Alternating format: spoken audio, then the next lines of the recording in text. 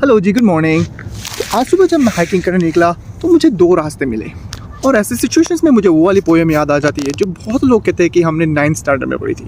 ये कविता का नाम है road not taken by Robert Frost. Two roads diverge in a yellow road and I took the one less travelled bye.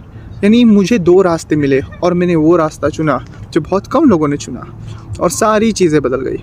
और फिर क्या, मैंने भी वही रास्ता चुना जो बहुत कम लोगों ने चुना, जो बहुत कम लोगों ने सफ़र किया और पता चला कि इसके पीछे एक रीज़न था। दो बातें हैं इसके अंदर। पहली बात, ये कविता किसी के मरने की कहानी है। दूसरी बात, सभी लोगों ने इस कविता को पूरा उल्टा समझा है। रॉबर्ट फ्रॉस्ट को ये कहानी लिखने की इंस्पिरेशन एडवर्ड थॉमस से मिलती है।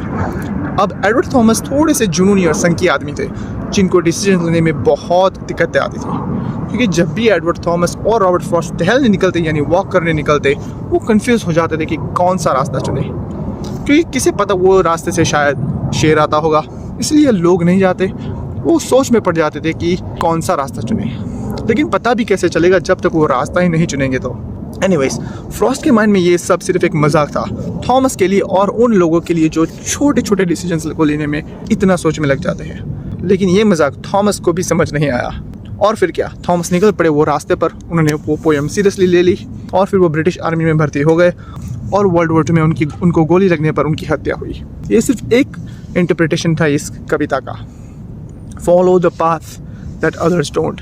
काश इसमें कोई गाइडलाइंस होती।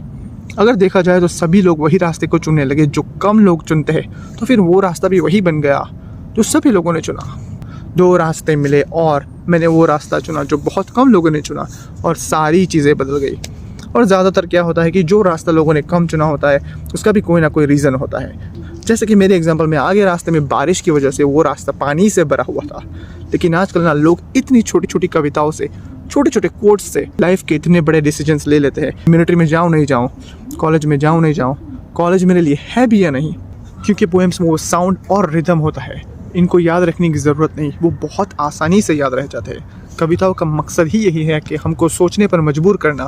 फ्रॉस्ट का मकसद था सिर्फ चॉइस मेकिंग बताना कि कैसे लोग अपना रास्ता चुनते हैं। फ्रॉस्ट एडवाइस बता रहे थे तो उसका जवाब तो सिर्फ रास्ता लेने वाला रास्ता लेने के बाद ही बता सकता है।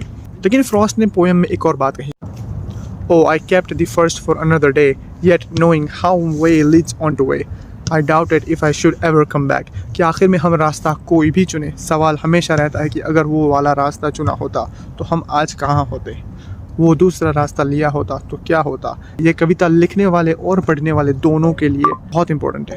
You have to be very careful with the language, क्योंकि ये हमारा डिसीजन है कौन सा रास्ता चुना। हमें ना तो थॉमस के रास्ते पर चलना है जो मिलिट्री में मारा गया और ना तो फ्रॉस्ट की तरफ बनना है जो अपने दोस्त को मौत के हवाले कर दिया है।